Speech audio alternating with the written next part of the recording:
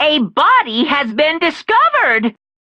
After a certain amount of time, which you may use however you like, the class trial will begin.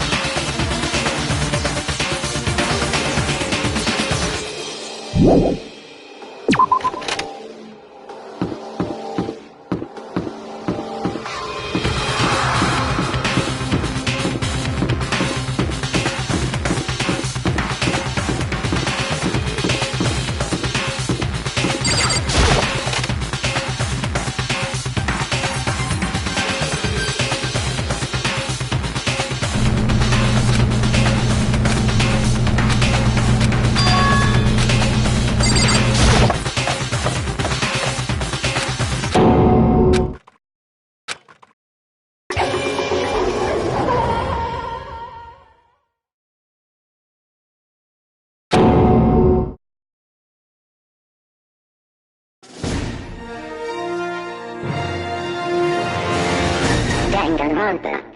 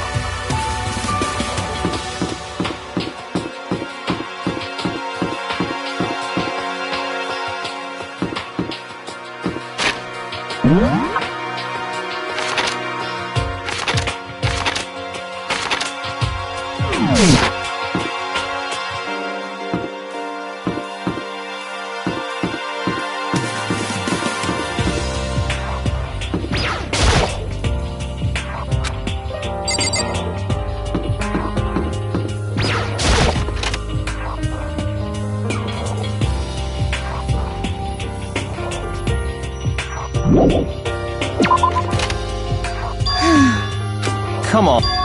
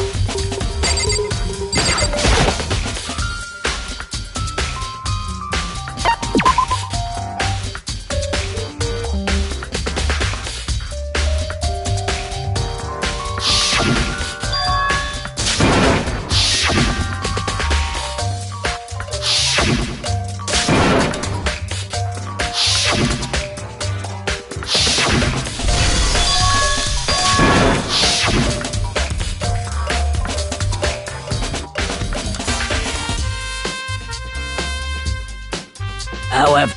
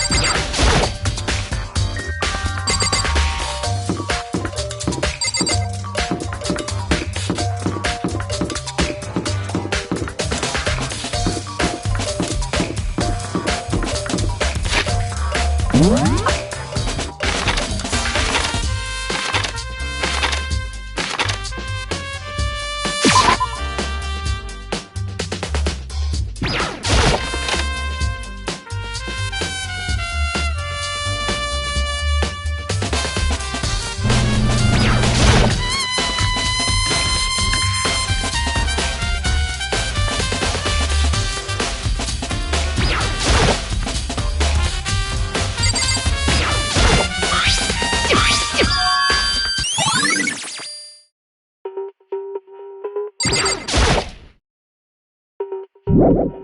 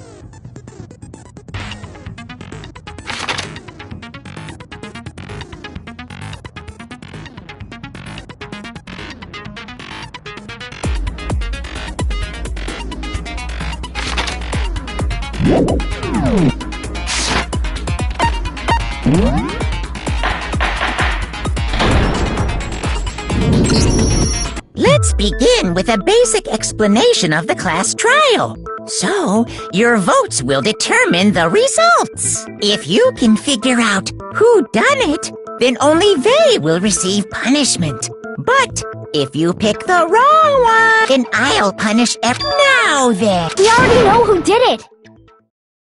Was that? It was Hiro. He does not have an alibi for when the murders took place, and we found him in that suit. Don't try and deny it! You killed them! I didn't! Someone knocked me out! I was asleep the whole time! I don't know anything about it! Shut your murdering mouth, murderer! Who are you calling a murderer? I am sorry to say, Hiro, but we do have evidence. Blueprints for the suit. Parts we assume were used to build it. And all of it was found in your room. You have to admit, the evidence is quite compelling. It points to you as having created the suit and wearing it while committing crime after crime.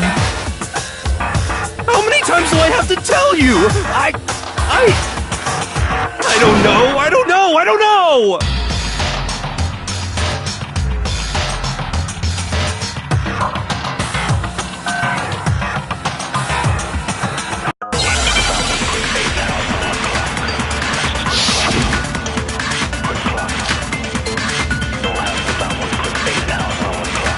Everything we found in your room. The blueprints, the suit parts, they are all proof enough that you are the culprit. I don't know anything about that stuff. It's not true. It's a conspiracy. Hiro, why? Why did you kill them? No! Just hold on a second.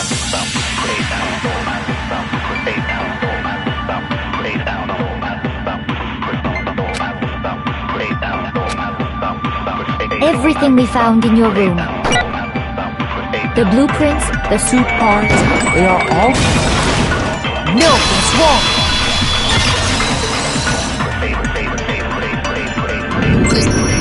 Are we sure Hiro really made those blueprints? What do you mean? Well, take a look at this. It's the note that Hiro wrote, asking everyone to meet up after Alter Ego disappeared. The handwriting's obviously different, wouldn't you say? When you compare it to the blueprints. There's no way you could think the same person made both of them. Unless that person made it a point to disguise their handwriting. No, the differences are bigger than that, I think. Come on! I'm not smart enough to think of trying to change my handwriting anyway. So Makoto, are you saying you don't think Hiro's the culprit? And he's not the only one. I think Hiro's innocent as well. Then who was in that Robo-Justice suit? Is it like Hiro said? Was there really someone running around in a second suit? The suspicious individual hidden within the suit. Go ahead, Makoto. Tell them who it was. So? Who was in the Robo-Justice suit? I got it! Other than Hiro, I can't think of anyone else it could have been. Obviously, he was the one in that particular suit, and we never found any kind of second suit. Then there can be no doubt. Hiro is the prime suspect. That doesn't make any sense! You just said Hiro didn't do it!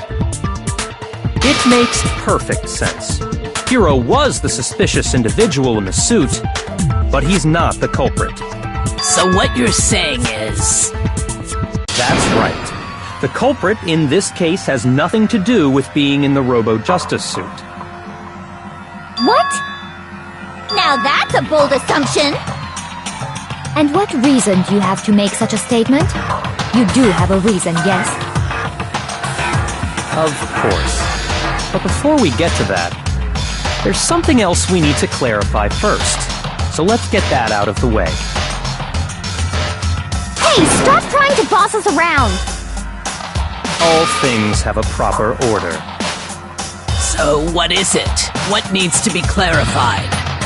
We must clarify the method of transportation for Taka's lifeless body.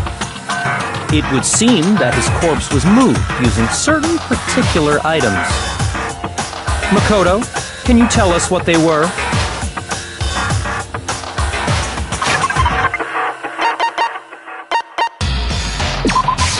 I got it!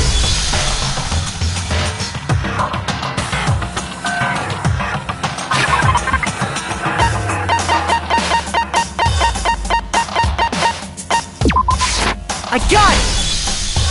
They were a dolly and a tarp, right?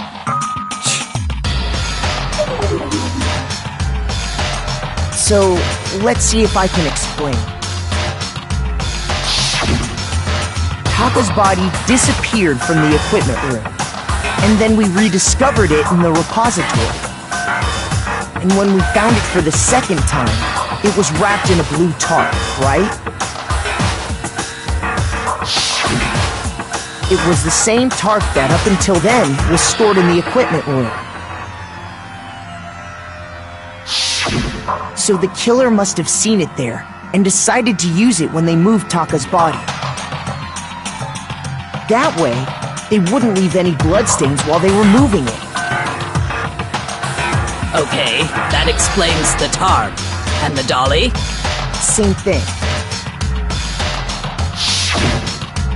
I'm sure the dolly was in the equipment room when we first found Taka's body there. But when the body disappeared, so did the dolly. Later, when Taka's body reappeared in the repository, so did the dolly. In other words, you think they used the dolly to move the body, am I right? But are you sure you are not mistaken? Huh? Are you absolutely positive the dolly was in the equipment room when we found Taka's body? That dolly was made specifically for moving large objects between the repository and the art room. It would be very strange indeed to discover it had made its way to the equipment room. Is it not possible that it was in the repository all along, and you simply didn't realize it? She's raised an objection. How do you respond? There is no shame in being wrong, and nobody expects much from you anyway. We have all accepted the fact that you rarely understand what is going on around you.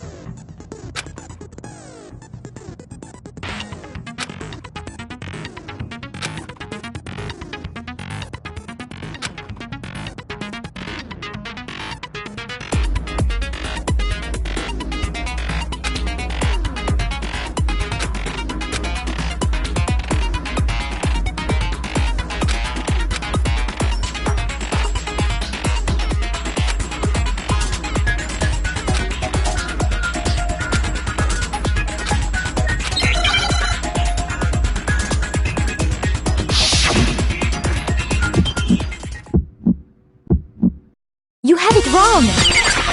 I cannot agree! You are a fool! So pathetic! Lies will get you nowhere! Do your worst! Away with you! You miserable wretch! I cannot agree! You are a fool! Lies will get you nowhere! Do your worst, you miserable wretch! You have it wrong! I cannot agree! You are a fool! So pathetic! Lies will get you nowhere! Do your worst! I cannot agree! This should prove it!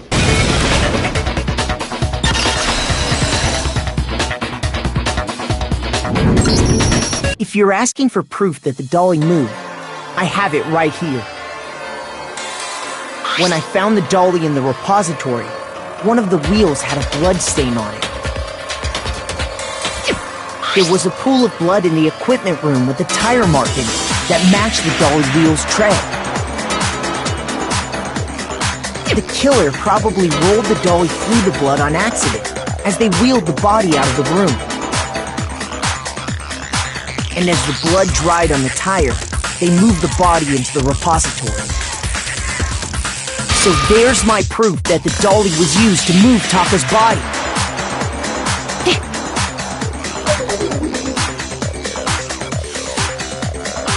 Well, anyway, that was just something we had to get out of the way. Let's get back to the main subject. Yeah, the subject of how Robo Justice didn't do it. 'Cause if it's not a killer robot, then... what kind of robot is it? I'm not sure that really matters. I'd be happy to explain why the occupant of the suit couldn't possibly be the killer. If you look back on how the body was transported, it will become immediately obvious.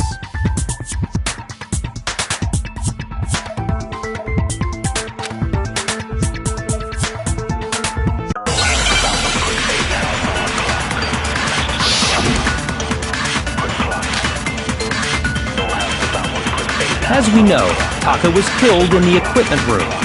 And from there, the body was moved to the repository, correct? Yeah, the culprit wrapped the body in the tarp, then loaded it onto the dolly and wheeled it off, right? Now, keep in mind that the dolly doesn't have a handle. Well, yeah, but even without a handle, all you'd have to do is bend over. No, that's wrong!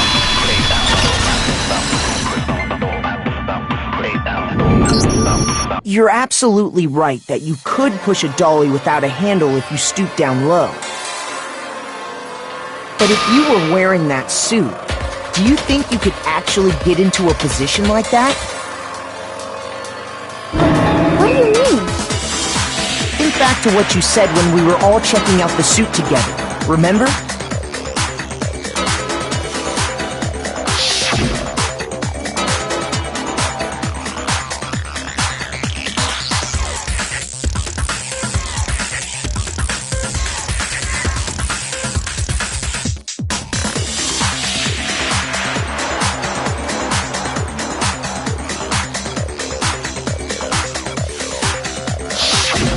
When you're in that suit, not only can you not see your feet, but you can't even bend at the waist.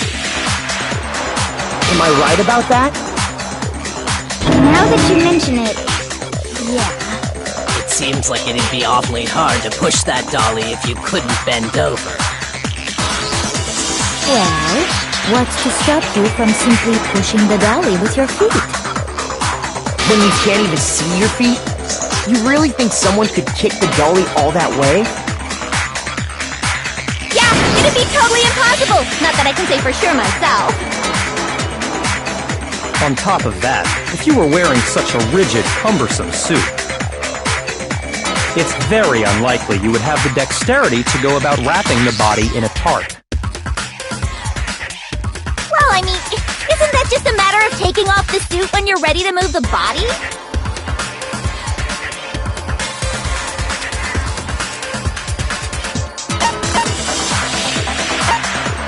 I got it! I don't think taking off the suit was an option. If you remember...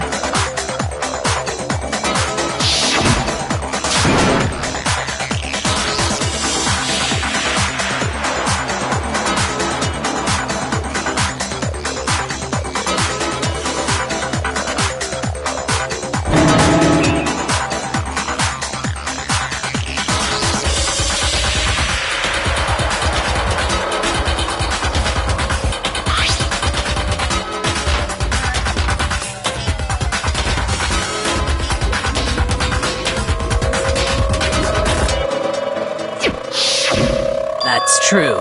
It seems impossible to put the suit on or take it off without help. Then, you really can't take it off by yourself?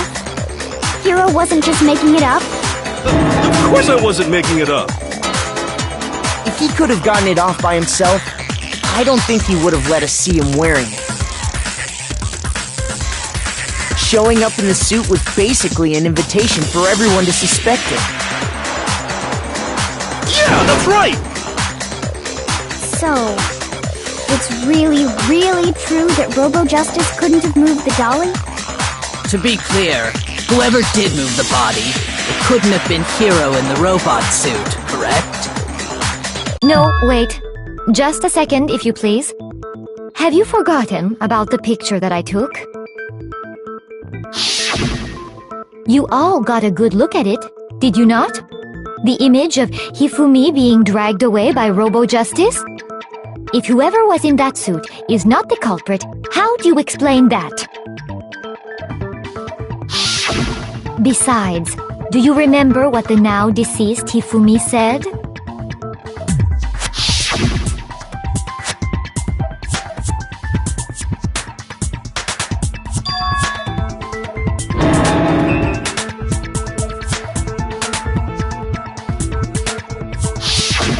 So long as those facts exist, the proper conclusion is beyond question. The individual inside the suit and the culprit are one and the same.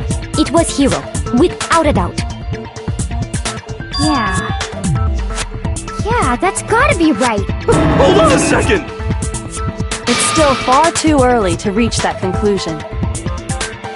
Besides, there's no hurry to decide who did it. Before we rush to a verdict, shouldn't we explore every single possibility? Instead of seizing on one viewpoint, the truth is uncovered by analyzing things from every angle. Perhaps, but where do we go from here? Let's review this series of unfortunate events from the beginning. Maybe we'll uncover something new. What a pain in the ass! I don't disagree, but our lives are on the line. If this is what it takes, we have to do it.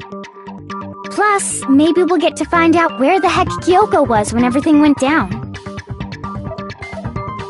All right then, let's take another look back at what happened. I suppose we could start with this morning. 4 of us gathered together in the dining hall. Makoto, Hina, Kyoko, and myself. We waited there for quite a while, but nobody else showed up, so we went to look for everyone. That was around 8 a.m. And as soon as we split up, Kyoko went missing. Soon after that, Hina found Celeste in the rec room and quickly came to get Makoto and me. It seems I was unconscious for about an hour after I was attacked by my mystery assailant. I know it was an hour because I remember being attacked a little after 7. That was when we saw Celeste's picture and discovered that her assailant had been wearing a strange costume. As it turns out, it was Robo-Justice. It also soon became clear that this same Robo-Justice had abducted Hifumi. We were soon joined in our search by Byakuya and Toko, and then went on to find Hifumi in the library. He was injured, so we took him to the nurse's office and resumed our search for the suspect. But not long after leaving the nurse's office...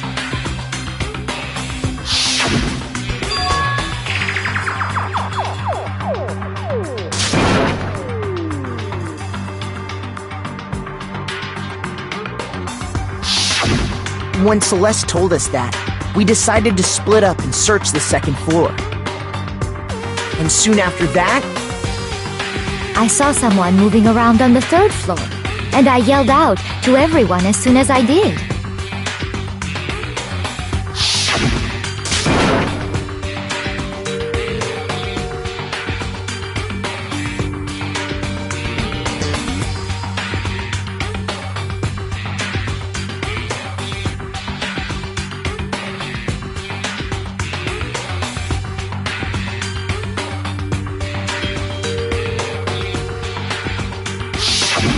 and then...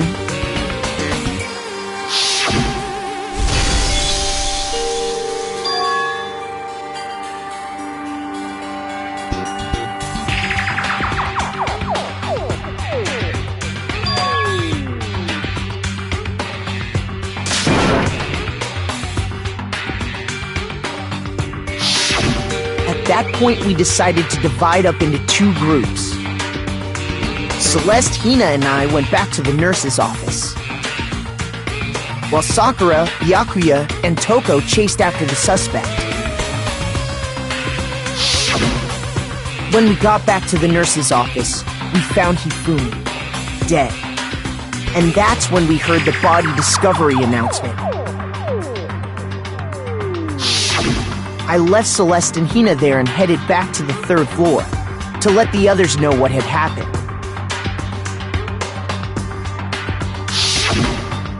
Meanwhile, We had just discovered Taka's body in the equipment room.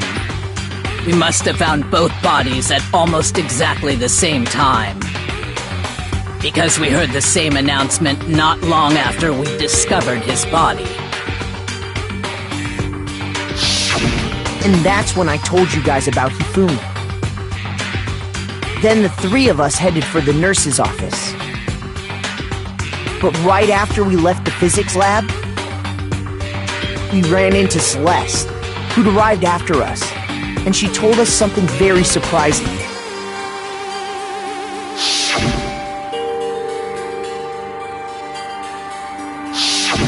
We rushed back to the nurse's office and saw that she was right. Then we remembered we'd left Toko passed out in the equipment room, so we hurried back again.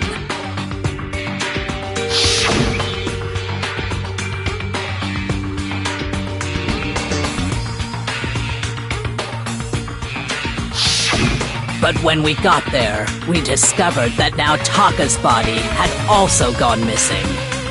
Next thing we knew, we were searching the school for 2 missing dead bodies. And after some time... Celeste informed us that she'd found the bodies, and we all headed to the repository. Which is where we rediscovered the corpses.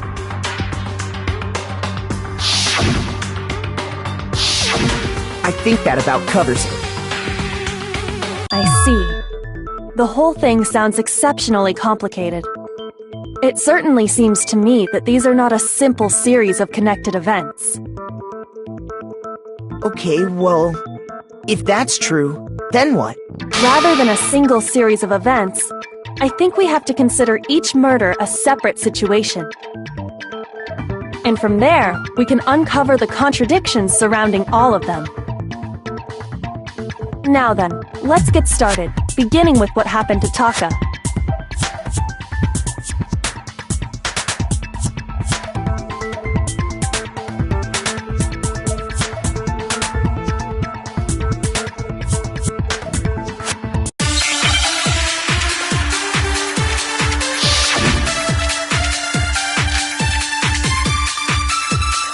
So,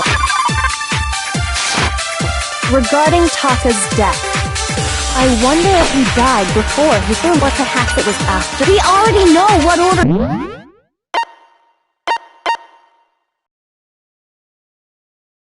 they were killed in.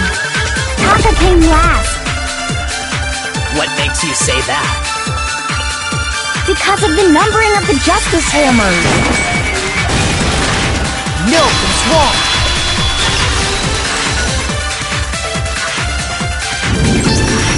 Hold on. There's no reason to assume that the hammers were used in the same order as their numbers. If anything, that's just another way the killer tried to disguise their actions. So you're saying the culprit wanted us to think the hammers were used in order, but in reality, Taka was killed before Hifumi? Okay then, let's see the proof.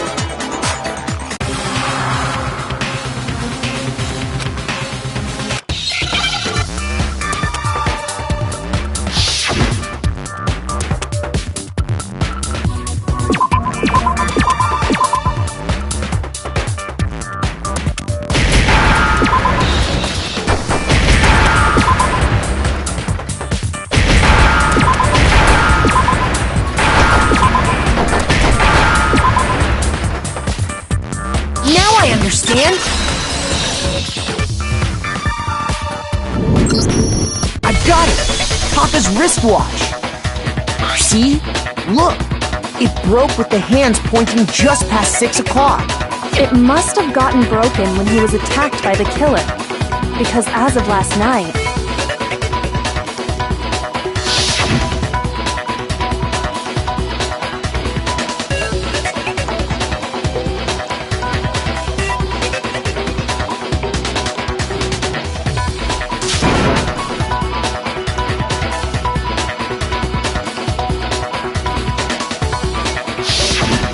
So if it wasn't broken after 6 last night, then he must have been attacked around 6 this morning. And that would be his official time of death. But if that's true, then he was killed well before Hifumi. And before Celeste was attacked this morning, which happened around 7. That's right. Taka was killed before any of the other incidents took place. That simple fact slipped past all of us. We made the wrong assumption about the order of events, all because of those justice hammers. That's exactly why the culprit wrote the numbers on each hammer and had them increase in size. That way, when we saw how they were used in each incident, we'd easily make that wrong assumption. Now, if Taka was killed around 6, then everyone's alibis for his murder go out the window. Because when he was killed, we hadn't met up in the dining hall yet. That may be true in the case of Taka's murder. But all of our alibis still hold true for Hifumi's death. That's right. With him, at least, we're all safe.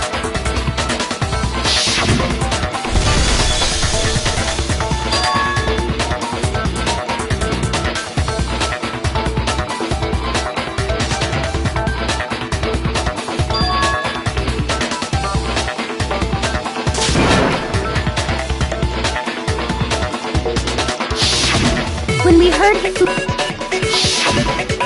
then we all ran down to the nurse's office, and that's where we found his body. That's totally true! Oh, I know! They must have recorded him screaming on a tape or something, then played it later on! I don't know. Don't just go making stuff up! Anyway, we all have rock-solid alibis for when we heard Hifumi scream. Since all of us were there together, clearly none of us could have killed him. And it does not stop there. There was also the moment when we discovered his body had disappeared. When his body vanished from the nurse's office, Hina and I were in the bathroom together, while everyone else was in the equipment room, correct? And then there's the disappearance of Taka's body from the equipment room. At that time, we were all gathered together in the nurse's office because of Hifumi going missing. Well, don't forget, I was passed out in the equipment room the whole time! Wait, then what if Genocide Jill did it? She could have dragged Taka's body out of there right then! Even if she could pull that off, there's no way she could have done the same with Hifumi's body. Because, as we just established, she was passed out in the equipment room when his body disappeared. Besides, I didn't do either of them anyway! In other words, it is impossible that any of us could have killed Hifumi or moved either of their bodies. On the other hand, Hiro and Kyoko had disappeared, so they most certainly could have done those things. So what now, Kyoko? For now, we can't get fixated on who did it, or we'll just keep going around in circles. So instead of who, I propose we start talking about how. In particular, I think we need to figure out how Hifumi's body got moved. That's true. We searched everywhere, but we couldn't figure out how to explain his body disappearing. And according to what Celeste said, his body apparently disappeared in the 1 minute her and Hina took their eyes off of it. But to carry that much weight from the first floor up to the 3rd in that short amount of time? Oh man, yeah! There's no way! It'd be impossible! Well, what if I told you there was a way to make the impossible possible? What? How? If the dead body were to move itself. The dead body moved on its own? No! Not another... I don't think it has anything to do with the occult. I think what she's implying is, we thought Hifumi was dead, but perhaps in reality he was still alive. He was alive? Are you saying Hifumi wasn't carried out of the nurse's office, but simply walked out on his own? But I mean, we found his body. He was dead. Perhaps he was simply playing there. It isn't possible.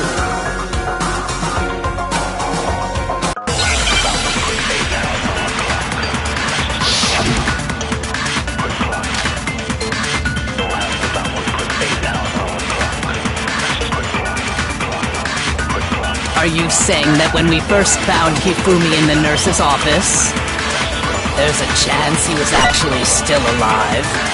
No, it is impossible. Hifumi was dead, without a doubt. And you know that how? Surely you heard the body discovery announcement along with the rest of us. Hifumi's dead body had been found. And that is why the announcement was made. Are we really so sure about that? Maybe the announcement was intended to signal someone else's discovery.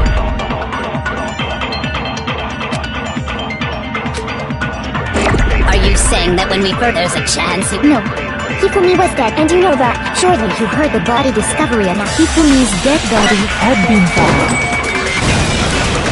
No, it's wrong!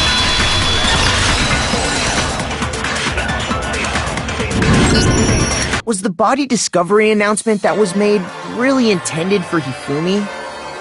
Of course it was. The announcement played right after we discovered his body. So there's a good chance we've made a mistake in there somewhere. I think we've confused whether the announcement was for Hifumi or Taka. First of all, if 2 bodies had been found, there really should have been 2 announcements. Maybe Monokuma simply got lazy and rolled them together into one. What do you say, Monokuma? Any comment? Well, it's a very sensitive issue, so I can't go into too much detail. But what I can say about the body discovery announcement is that it's only broadcast when 3 or more people find a dead body for the first time. That didn't answer our question, man. We're asking if you're a lazy bum. No, actually, that was plenty. He said it's only broadcast when a body is discovered for the first time, which means even if we find the same body again later, he won't make the announcement again. If that's true, then why was the announcement made again later on? Huh? Later on? Exactly. We heard the body discovery announcement twice.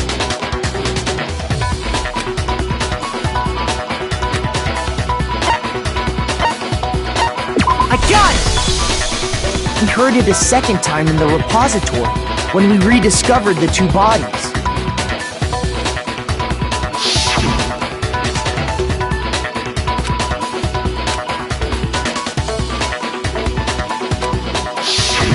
It didn't seem weird at the time, but it contradicts what Monokuma just told us, doesn't it?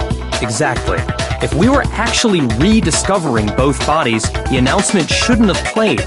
And in reality, when the 2 dead bodies were rediscovered, one of them was actually being discovered for the first time. So, when we found Hifumi the first time in the nurse's office, he wasn't actually dead yet. Meaning, he wasn't actually found dead until we came upon him in the repository. And that's just part of it. There's one other thing that leads me to believe he was still alive in the nurse's office. Oh, I know! Because he was super good at playing dead! Bada bing, bada boom! That is the worst logic I have ever heard. But honestly, Okay, then it should become clear whether he was really alive or... this whole thing is...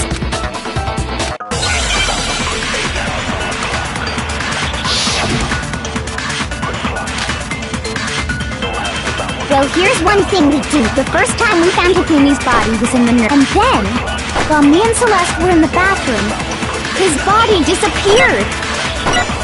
And the next time we saw his body, it was in the repository. But when you compare his body before being moved and his body after being moved, other than the change in how it was positioned, there was no notable difference. No, that's wrong!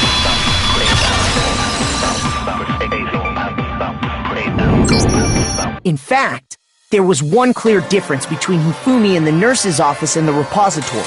His glasses. That fact alone proves that he was only playing dead in the beginning. Perhaps you'd like to fill the rest of us in? When we found Hifumi in the nurse's office, his glasses were covered with blood. But when we found him again later in the repository, they were spotless.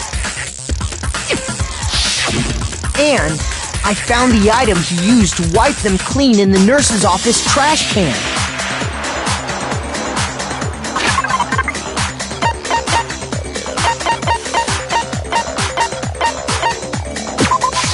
I got it! It was a glasses cleaning cloth featuring a certain cartoon mascot. One look at the bloodstain on the cloth should make things clear. This piece of cloth was used to wipe Hifumi's glasses clean. And the mascot on the cloth is the same one that's on the digital camera, right? And whose digital camera was it? Hifumi's, of course. The character was Princess Piggles from Demon Angel Pretty Pudgy Princess, I think. I highly doubt anyone but Hifumi would have brought something like this to school. I see your point. And the only people here who wear glasses are... I wouldn't be caught dead using a tacky piece of garbage like that. A few tissues is all I need to keep my glasses clean. Then there's no question. It belonged to Hifumi. So what you're saying is... What I'm saying is, the blood on his glasses was wiped away using his own glasses cleaning cloth. Even if that is true, it does not mean he wiped the blood off himself. But who would benefit from a clean pair of glasses other than the glasses owner? That's a good point. And it must have been him, right? So let's assume that Hifumi was still alive in the nurse's office. He pretends to be dead. Then when he's alone, he wipes his glasses clean so he can see. Then he stands up and walks out on his own 2 feet. And with that, the impossible task of moving his copious corpse becomes possible, wouldn't you say? But then, if he was just pretending to be dead, what was with all that blood? Was it paint or something? The fridge in the nurse's office contains packs of blood for emergencies. He probably used one of those. He figured if he was gonna play dead, he should go all out, so he just dumped it everywhere! But he got crazy with it and had to wipe his glasses off when he was done! God, what an idiot! And if Hifumi was still alive at that point, the disappearance of Taka's body is easily explained. It should be perfectly obvious who must have moved Taka's corpse.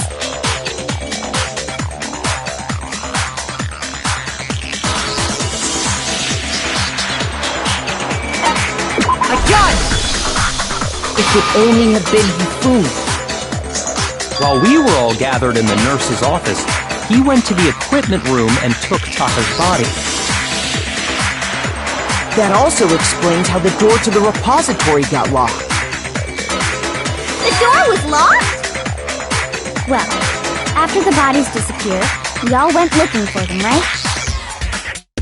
So me and Sakura headed for the repository. But when we got there, the door was locked. And the repository door can only be locked from the inside. Which means, when Hina and Sakura got to the repository, someone was already inside. And it could only have been Hifumi, who just finished stashing Taka's body there. He convinced us all he was dead, and when he saw his chance, he dragged Taka's body to the repository. So, Hifumi wasn't just another victim in this case. He was one of the assailants. But that means he took part in the murders. I just can't believe it. If you're having trouble, would you like me to show you one more piece of evidence? There's more? Oh, absolutely. The single biggest fact pointing to his involvement has yet to be revealed. You know what I'm talking about, right, Makoto? The item he took off of Taka's lifeless body?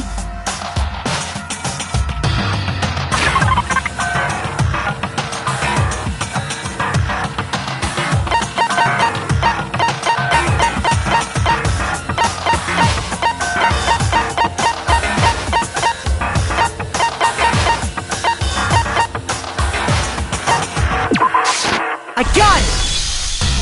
You're talking about the note Hifumi had hidden away, aren't you? Hidden note? That's right. We found it stuffed in his pants. What? In his pants? Yes, his pants. Okay, well, forget about the pants for now. Take a look at what the note says.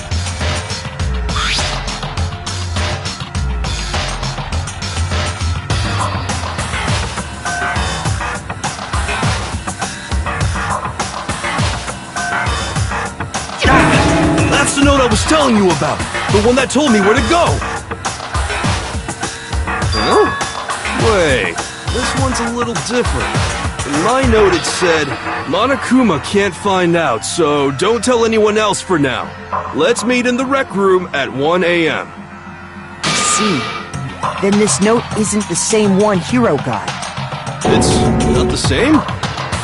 In other words, the killer got in touch with another person besides Hiro.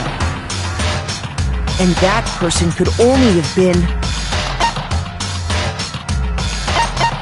I got it! That's right! Taka! The killer used this note to draw out Taka and murder him.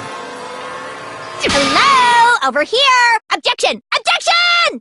I don't really understand what's going on, but Hifumi had that letter, right? So whoever wrote it wasn't drawing out TikTok, they were drawing out Huffy!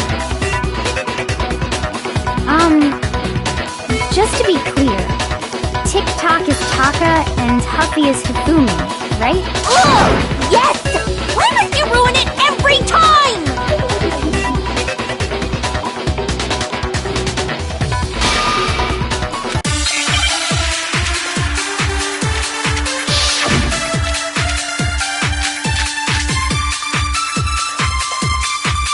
Huffy had the note, right?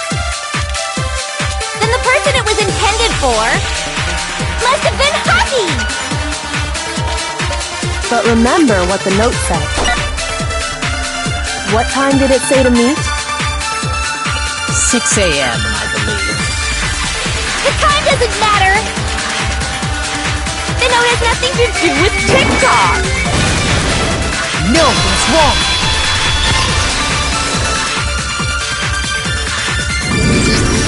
No! There absolutely is a connection! What the hell are you talking about? The note said to meet at 6 a.m., which is the same time Taka was murdered. You've already proven that using his wristwatch. But there's more. Look where the note says to meet. The equipment room, right? Which is where Taka was killed. I see. So, Taka was murdered at both the time and place written in the note. I think that should be plenty to show that this note was definitely meant for Taka. Well, when you put it like that... No further objections! Then someone used that note to trick Taka. Just the same as me. The culprit really is a cold-blooded monster. Telling people they found a way out. But if they gave the note to Taka, what was Hifumi doing with it? Stuffed down his pants, no less! Most likely, Hifumi stole it off Taka's corpse after he died. Huh? He stole it? Where's your proof? Go ahead, show us.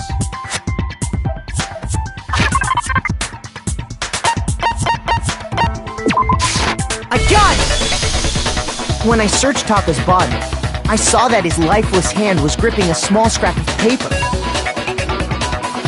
If I'm right about this, the sheet of paper this piece came from is...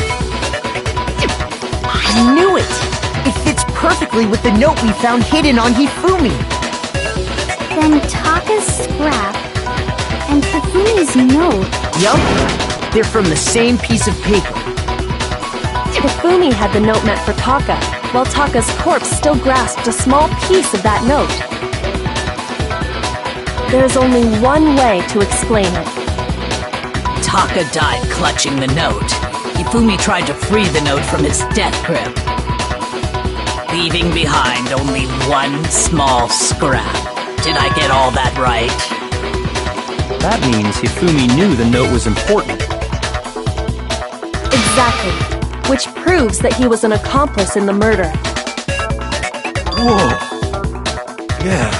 After seeing all this, Hifumi was super involved in this whole thing for sure. In fact, he was behind the whole thing. In fact, he's still alive! Sorry, no. When we found him in the repository, Hifumi was truly and completely dead. The second body discovery announcement proves that. So then, who killed Hifumi? Whoever did is the mastermind, the true killer. He was killed in the repository, so he must have been killed not long after transporting Taka's body. So, he must have been killed after Taka's body vanished, but before we found both bodies in the repository. During that time, we'd all split up and were searching for Taka's missing body. In other words, during that time, none of us have alibis. Wait, but me and Sakura were together. Stop trying to steal the spotlight, you stupid walrus! Who are you calling a walrus? Anyway, when they were killed bothers me too. But there's something that's been bothering me even more. And what might that be? The weapon they used to kill Hifumi! The weapon? Yeah, because I mean, according to the Monokuma file, the way Taka and Hifumi were killed was almost the same, with them having similar fractures and all. But Justice Hammer 3 and 4 were still laying around in the nurse's office and equipment room, right? So if Hifumi was killed in the repository, the culprit would have had to grab one of the hammers, kill Hifumi, then put the hammer back where they found it. But wouldn't that be seriously risky for him? I'm surprised. It seems there's some semblance of a brain knocking around that skull of yours after all. Hell yeah, it's packed in there good and tight. He's right, though. I don't understand it either. The Monokuma file makes it clear that they were killed using similar instruments. But if the hammers were already laying around those other rooms... So the question is, how could the culprit have gotten their hands on either of the hammers? Personally, I haven't a clue. So which hammer was used to attack Celeste? Number 1 or number 2? Those were accounted for in other rooms too. And I don't think either one is big enough to kill someone. Then... Is it not possible they used a different weapon? I don't think it is possible. They were both killed with the same kind of thing, right? So then...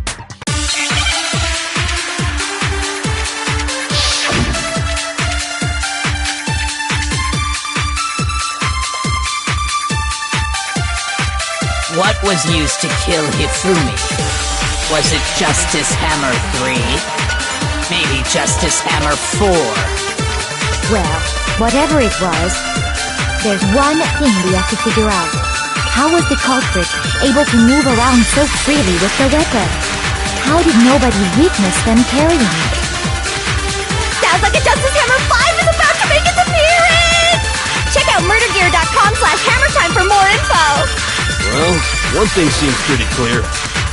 The murder weapon had to be one of the Justice... No, that's wrong!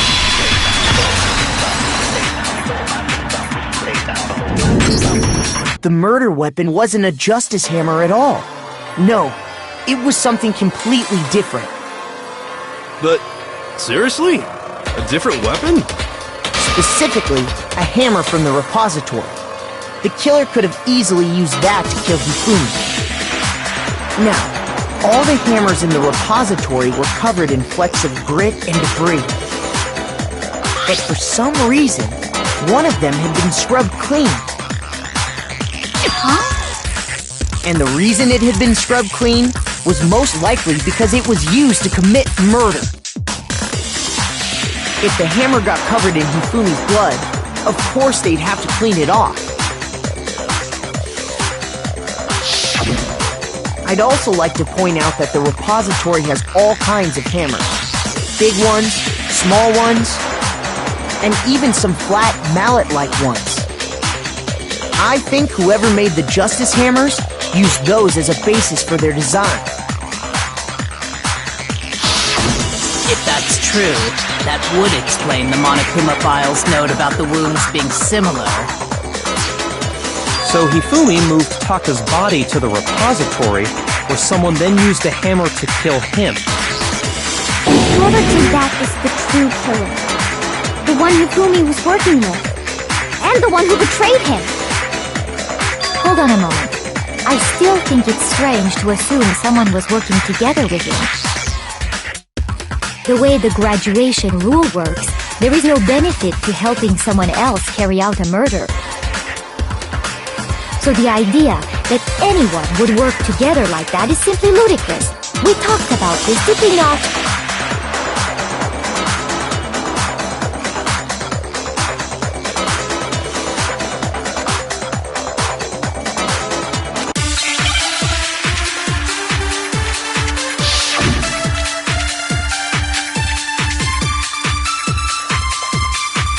Based on the rules that have been laid out for us, even if more than one person is complicit in the murder, only the one who actually carried out the act can graduate and survive. Assuming the rule holds true, it is simply impossible that two people work together on this. That is how the rule was explained to us. But that only really applies if there's one murder, right? In this case, however, there were two murders.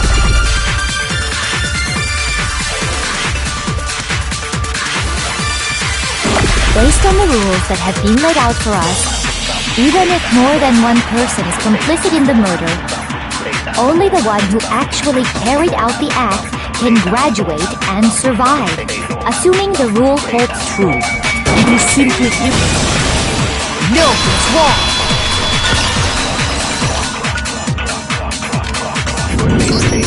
Since there were two murders, it's at least plausible that more than one person was involved. What do you mean? If there'd only been one murder, then yes, the idea of an accomplice isn't really worth considering. Naturally, if only one person can be saved per murder, an accomplice has no risk versus reward benefit. Risk versus reward benefit? The payoff for working together. The reward that balances out the risk of taking part in a scheme. There's no point in being someone's accomplice if there's no benefit to you. However, if there were some potential mutual reward for the risk, then cooperation becomes possible. You're saying that two people could act as each other's accomplices to commit two separate murders. I think that's what the true killer told Hifumi. They would each have an accomplice for their crime. And based on the case's events, Hifumi would have been the first one to act, murdering Taka. They made him carry out the first murder so he couldn't back out of helping them later on. So in this case, there wasn't one single person committing multiple murders. Instead, each person killed someone, creating two separate incidents. And it only looked like one person because that's how the true killer designed it to look. A single suspicious individual, a similar weapon used in each crime, disappearing bodies. By creating one seamless set of circumstances, they made it look like one person was behind it all. The mastermind picked their target and managed to convince him to go along with their plan. And then, to avoid the no accomplices rule, they simply killed their accomplice. Which, if true, means that betraying Hifumi was part of the plan from the very beginning. That's just awful! How could anyone be so cruel? You think so? I can't help but admire its cunning. Still, their choice of accomplice seems odd.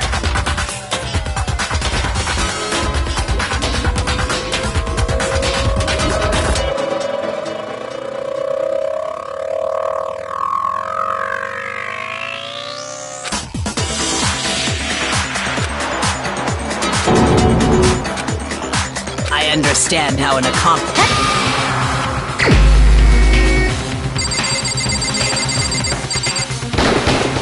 Here's my answer. It was Celeste. So I'm the suspicious individual now, am I? I really do hate this kind of joke. A joke? I wonder. So what you are saying, then, is that I specifically chose to work together with Hifumi. The idea that I would choose to spend any amount of time interacting with him, that I would go within 10 feet of that shit-punk, brain-fat, lazy, worthless, goddamn idiot! Pardonnez-moi. Just to be clear, there is evidence to support it. Is that so? It is. Throughout the investigation, there was certain behavior that was common only to the two of you. Considering what we've learned so far, it only further proves that the two of you were working together.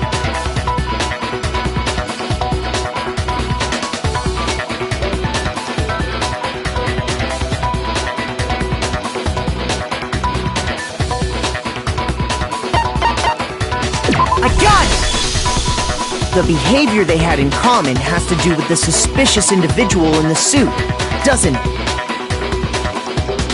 The only ones who ever actually saw Robo-Justice firsthand were Celeste and Hifumi. Shush, the adults are talking now. Sorry. As he said, only Celeste and Hifumi ever laid eyes on the costumed individual. If we accept that Hifumi was one of the culprits, we can't help but suspect what Celeste has said as well. Are you saying everything they told us was a lie? After taking Hifumi to the nurse's office, we all began our search for this individual, correct? And not too long after that, do you remember what Celeste said?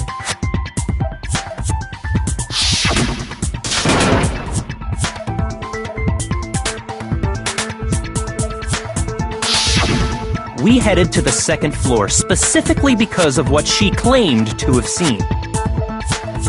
Next, to draw us all to the physics lab up on the third floor, She let out a blood-curdling scream. and when we'd all come to see what was wrong, what was it she said?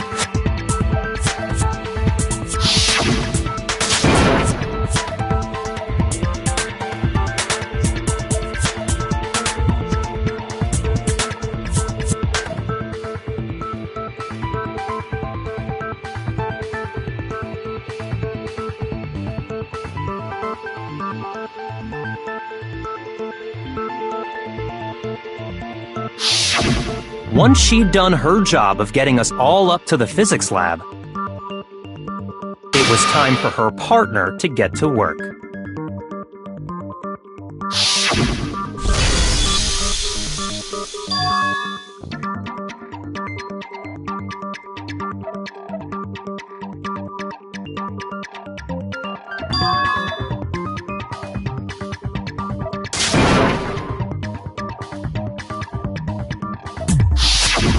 It was to get us to divide into two groups, so that we would discover both bodies at the same time?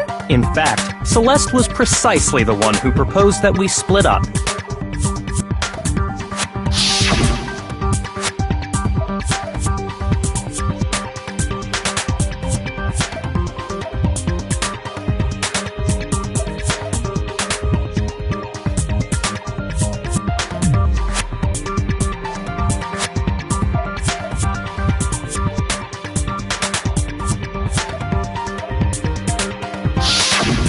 Well, if Celeste and Hifumi were working together, all those chance events suddenly become connected. And on top of that, that piercing cry of yours early on.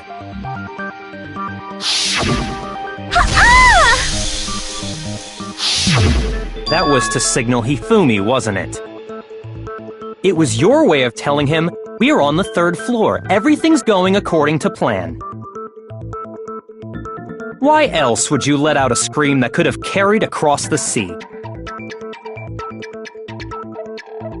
I just realized another strange thing. When we found Hifumi in the nurse's office, who we now know was only pretending to be dead,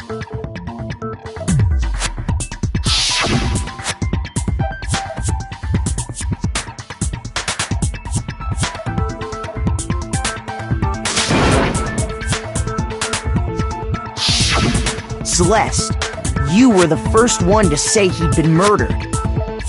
You wanted to make sure we wouldn't have any doubt in our minds. I don't believe it! The whole thing was one big act! Hina, you were with Celeste when Hifumi's body disappeared, right? Yeah. I was feeling kinda sick, so Celeste took me to the bathroom. Wait! Then that was... She wasn't worried about you. She just saw a chance to help Hifumi sneak out of the nurse's office. Each piece isn't much by itself, but start putting them together and the picture gets very ugly indeed. Wouldn't you agree, Celeste? I have no idea what you mean. Don't bother trying to deny it. You made one fatal mistake. Oh, did I? I didn't even catch it myself when you first said it, but...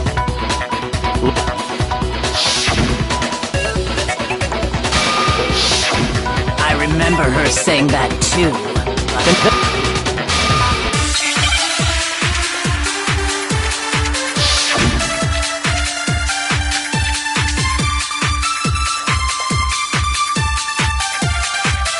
All I said was, they must really be enjoying this. Enjoying the sight of us standing. They must be perfect. We are all going to die. We are going to die. Just like those guys. And that is all I said. And that's all it takes to finish this. It's obvious, isn't it, what was so strange about Celeste's comment?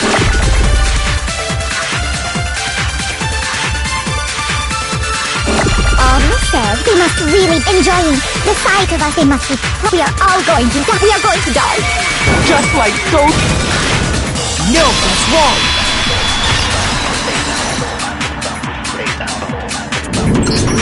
That's right. There's no reason Celeste should have said, just like those guys died. When she said that, none of us had told her Taka was dead. Exactly. And we didn't run into her until after we were all out in the hall. So there was never any chance...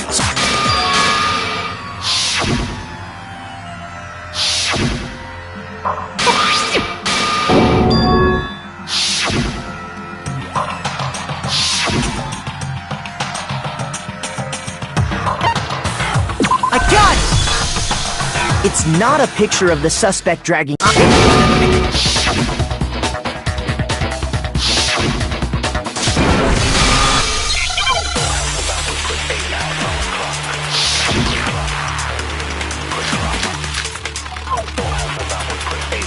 Dressed me up in that suit after I passed out. Then you just draped me across Hifumi and you tried to make me look... Like I said, as you can see in the picture, if the person inside, there's no way they could stand up straight like that. No, that's wrong!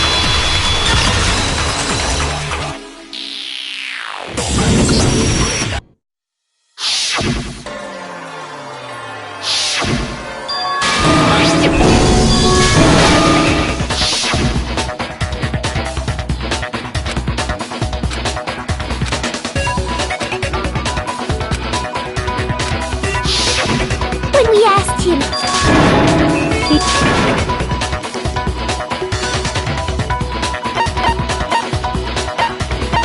I got it! That's right! Our last names. He called us all by our last names. Exactly. I know I heard him say Mr. Naegi more than once, for example.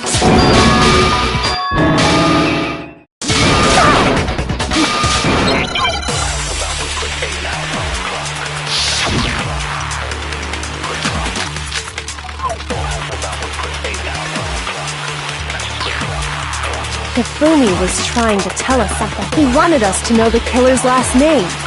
Yasu, if there's one person who... It would have to be you, Celeste. How many times nine? Name.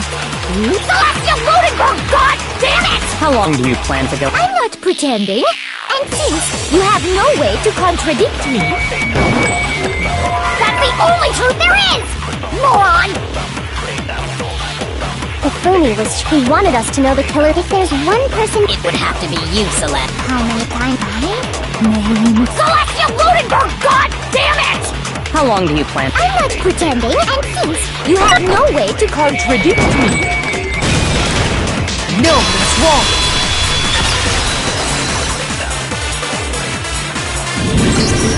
That's it.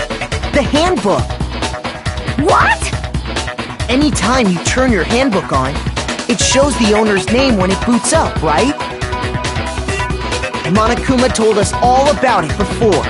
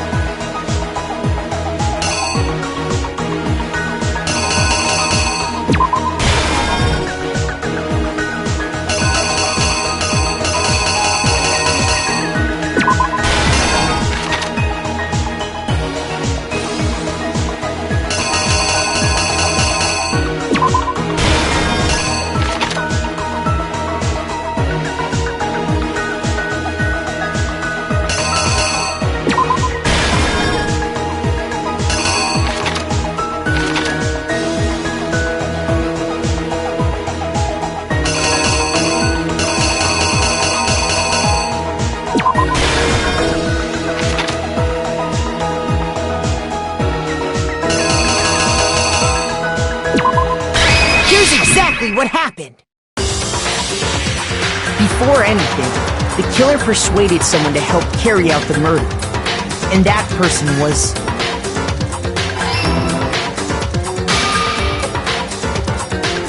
Hifumi. With an accomplice, the killer was able to execute a number of otherwise impossible schemes.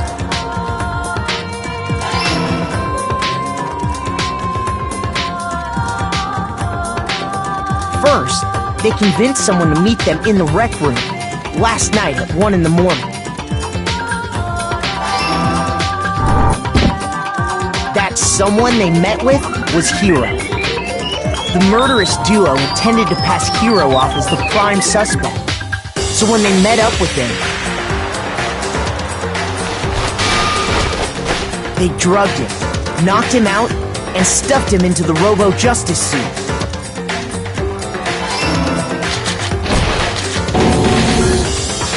Next, Hifumi positioned himself to make it look like Robo-Justice was attacking him, while the killer used a digital camera to take pictures of the assault. They did all this just to create evidence that would put the suspicion on Hiro. When they were done with him, they shoved him, still unconscious, into the pool room locker.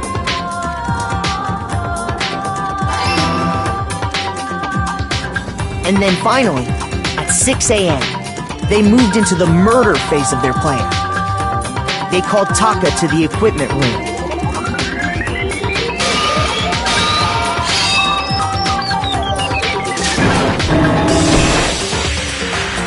And that's where Hifumi killed him, making it the scene of the first murder.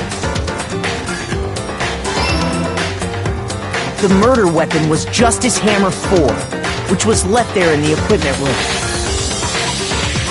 The reason hammer number 4 was used was to create confusion about the order of the crimes. So, next they falsified 2 more assault incidents. For these attacks, the killers pretended to be the victims, to solidify Robo-Justice as the suspect. The first fake incident was the attack in the rec room. There, the killers wanted us to see Justice Hammer 1 and the Robo-Justice pictures they'd taken. They wanted to make sure we bought the surprise attack story.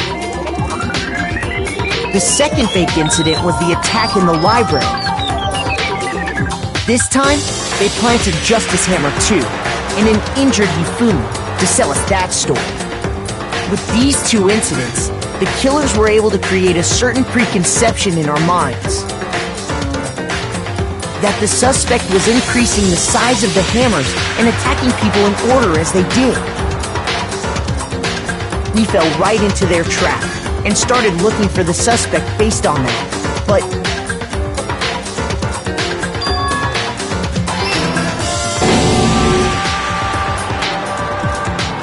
while we did that, we left Hifumi alone in the nurse's office. This was exactly what Hifumi was hoping for.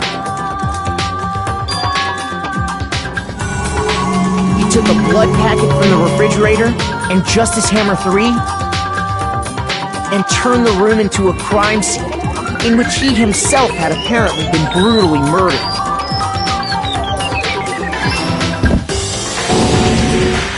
He let out a scream to draw us back, and when we returned, that's what we found. Meanwhile, the other group that had been out searching found Taka's body at the same time. So when we heard the body discovery announcement, we naturally assumed it was for Hifumi. We left the nurse's office, and Hifumi once again took advantage of the situation. He simply got up and made his escape. When we learned his body had disappeared, we all rushed back to the nurse's office. And once again, Hifumi had the chance he was waiting for. This time, he snuck into the equipment room.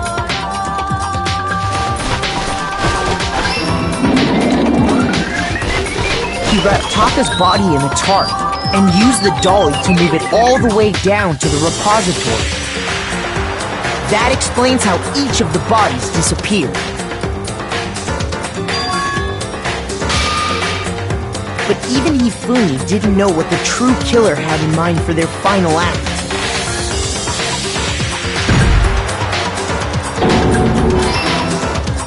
Their plan all along was to kill Hifumi and get rid of the one person who could betray them. And they did it using an ordinary, everyday hammer from the repository. That should cover everything that happened in this case. And the villain behind it all is...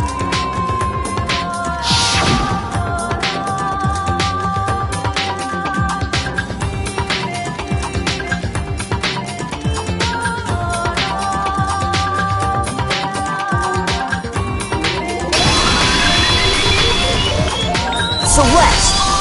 Sorry, you lose.